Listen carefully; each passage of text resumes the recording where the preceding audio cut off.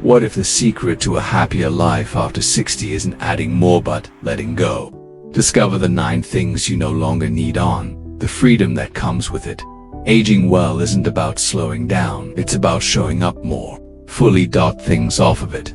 The habits, beliefs, and pressures that no longer serve you. In this video, we are going to explore 9 things you should consider letting go of after the age of 60, not because you have done something wrong, but because you deserve to experience more joy, more peace, and more freedom.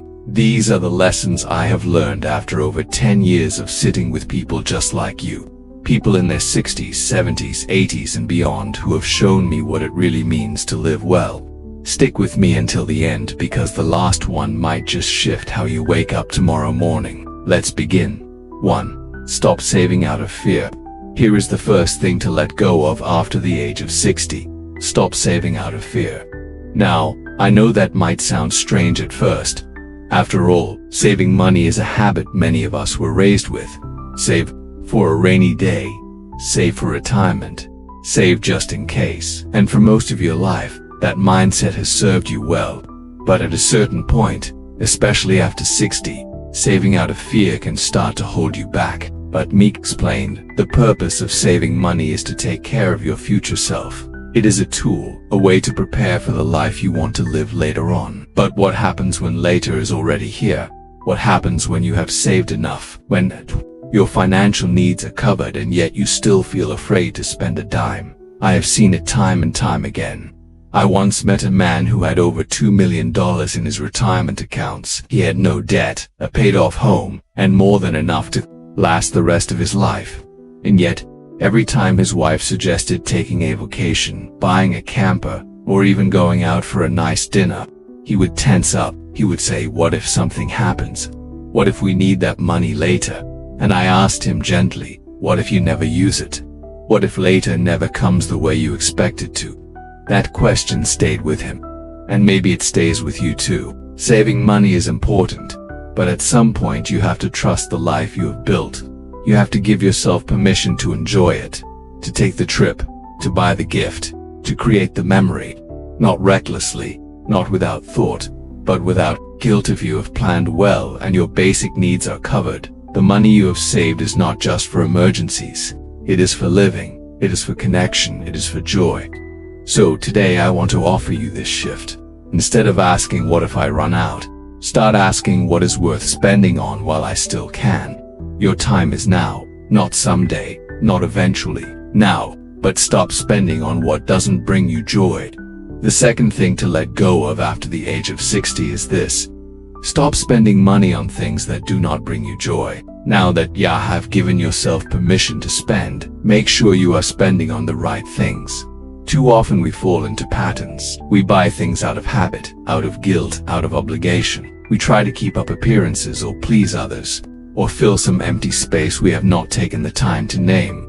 But if you stop and really look, how much of your spending actually makes you happy? I once spoke to a woman in her early 70s. She told me that she used to spend thousands of dollars every year on clothes she never wore, gifts she felt pressured to give, and gadgets she bought because they were on sale. But the one thing she remembered most, a $600 flight to surprise her sister on her birthday.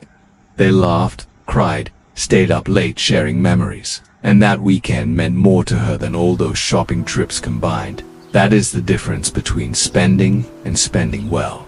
After 60, your money should be aligned with what you value most. Maybe that is travel. Maybe it is giving to your grandchildren's education. Maybe it is weekly dinners with friends, or that new reclining chair that helps your back feel better.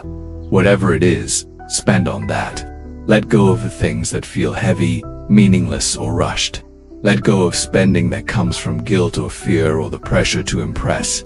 You do not owe anyone an explanation for how you choose to enjoy your life. And remember, joy does not always come with a price tag. Sometimes the richest moments are the simplest ones.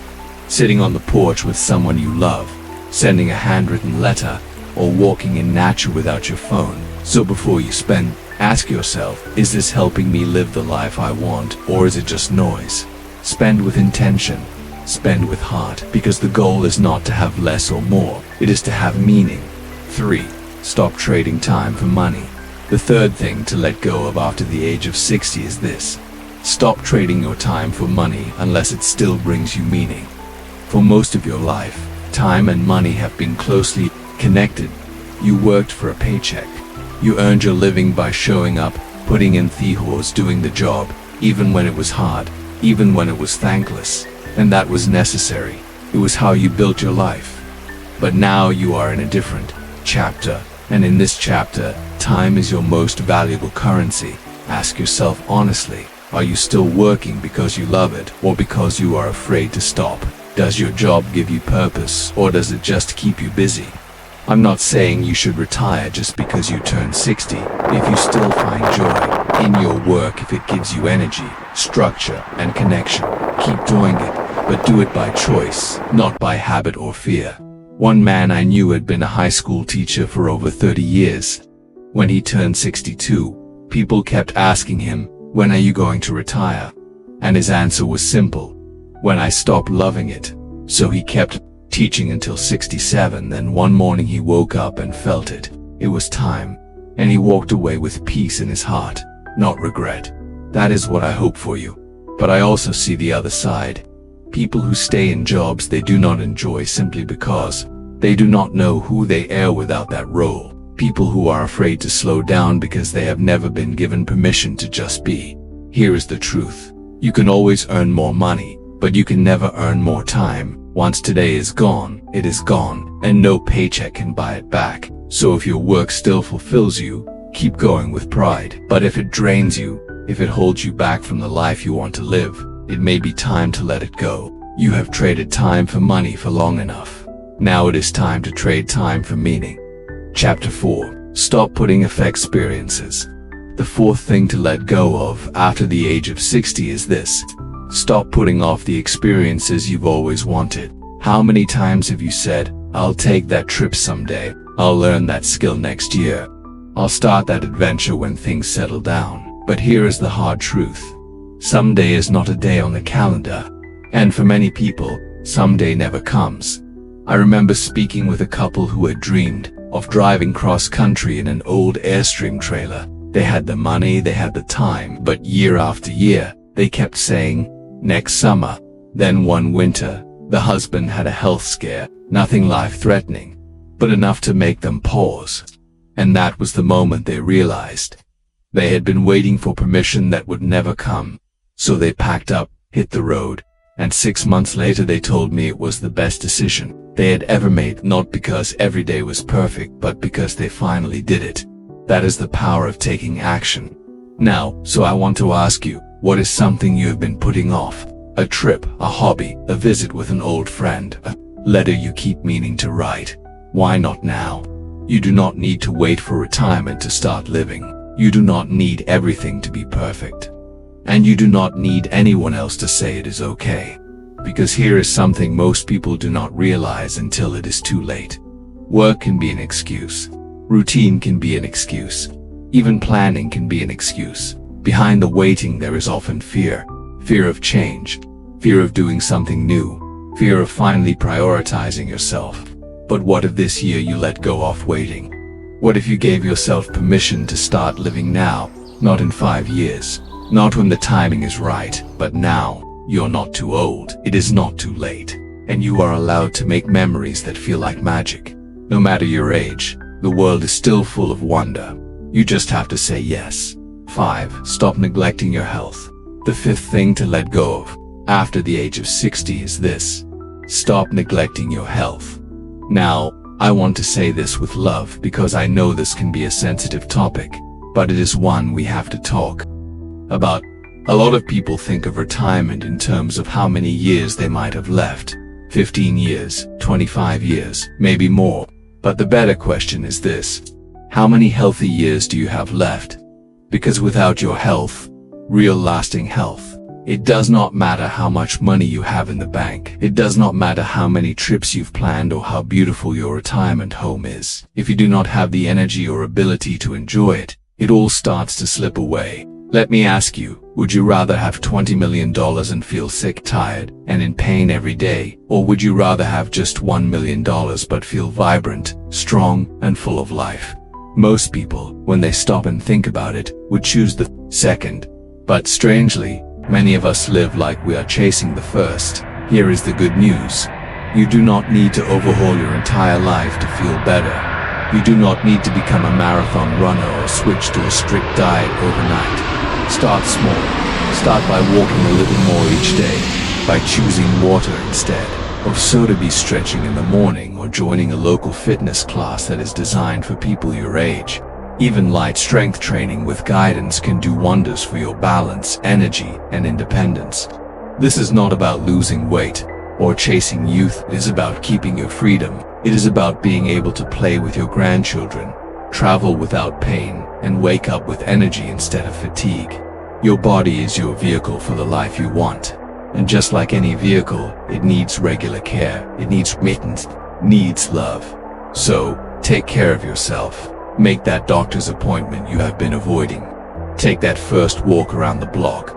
Prepare one healthy meal this week. Just one. Because health is not about perfection. It is about momentum. And the best time to start is now. 6. Stop worrying about what others think. The sixth thing to let go of after the age of 60 is this. Stop worrying about what other people think. Now, let's be honest. For most of our lives, we have been shaped by the expectations of others. We try to be the good parent, the loyal employee, the reliable friend. We follow the rules. We do what is expected. But at some point you have to ask, who am I living for now? I once had a client, a woman in her mid-60s who loved art. All her life she had dreamed of taking a painting class, but she hesitated. She said, "What if I'm not good? What if people think it's silly at my age?" You know what I told her? So, what if they do? She took the class and it changed everything. Not because she became a famous artist, but because Stefan Lee gave herself permission to do something for her. No apologies, no explanations. Here is something powerful I want you to remember. The older you get, the more freedom you earn to stop caring about the noise around you. You want to wear bold colors? Do it. You want to travel alone? Do it. You want to say no to family gatherings that exhaust you? You have that right. And this is not about being rude or self-centered. This is about living authentically. So, you do not look back with regret. There is a book written by a hospice nurse named Bronnie, where, in it, she shares the top regrets of people at the end of their lives. Do you know what the number one regret was? I wish I had had the courage to live a life to myself, not the life others expected of me. Let that sink in, because when you live by other people's standards for too long, you begin to disappear from your own life. So today, release the pressure. Let go of the need to impress. Say what you mean. Do what you love and allow yourself to be seen fully, honestly, beautifully, just as you are. There is only one you, and it is never too late to show up for your own life. 7. Stop watching the doom and gloom. The seventh thing to let go of after the age of 60 is this. Stop watching the doom and gloom, at least not every day. Now, this one might surprise you. Let me be clear. I am not saying you should bury your head in the sand. Staying informed is important. Being aware of the world around you is part of being a thoughtful citizen. But there is a difference between staying informed and being emotionally consumed. If you spend hours every day watching the news, no matter which channel, you might start to feel like the world is falling apart. And that constant stress, anxiety, and fear, it builds up. It wears on your body, it clouds your mind, it steals your peace. Here's something I often ask people. Have you ever met someone who said, after watching 3 hours of cable news every night, I feel so much better about life? Neither have I, but I have met plenty of people, dozens of them, who told me that once they stepped away from the non-stop news cycle, their mental health improved, their mood lifted. They were more hopeful, more present, more at ease. You see, most of the news you watch is not designed to inform you. It is designed to keep your attention, and fear is a powerful hook. The question becomes, is that where you want to spend your attention? After 60, you start to realize that your attention is one of your most valuable resources, and you get to choose where it goes. You can focus on what is broken, or you can focus on what is still beautiful. There is still kindness in the world. There is still good people doing good things. There is still music, laughter, learning, growing, and love. So stay informed, yes, but not at the cost of your peace. Limit how much you take in. Turn off the television when you need to. Choose uplifting stories. Read from sources that respect your intelligence, not just your fear. And ask yourself, has watching this helped me take action? Has it improved my life, or is it just making me feel helpless? Because after all the years you have lived, you deserve more than to sit in fear. You outserve peace. You deserve joy. And you deserve to spend your energy on things you can actually control. 8. Stop ignoring your financial plan. The 8th thing to let go of after the age of 60 is this. Stop ignoring your financial plan, but also stop obsessing over it. This is a delicate balance. On one side, you have people who avoid their finances completely. They say things like, "It's too overwhelming, I'll deal with it later," or, "I don't even want to look at it." But here is the truth. Avoiding your financial plan does not make the problem go away. It makes it grow in the dark. After 60, it becomes even more important to have a clear understanding of what your money is doing. How much income do you need each month? What happens if your health changes? Are you protected from the unexpected? You do not need to be an expert, but you do need a plan, one that gives you peace of mind. Now, let me speak to the other side. The people who only think about their finances. You know the type. Maybe you are one of them. They analyze every dollar. They ask, if I take a vacation, will that impact my tax efficiency? They delay joy because of a spreadsheet. Here's the problem with that. You did not save and invest just to look at your numbers on a screen. You did it to live. So yes, talk to your advisor, check your accounts, make sure the basics are covered, but then let go. Let your money do what it was meant to do. Support your life, not control it. A strong financial plan should give you confidence to say yes, not fear that keeps you frozen. I once told a client this and it changed his entire perspective. The sign of a great retirement plan is not just a high account balance. It is a life well lived. So, stop avoiding your finances out of fear.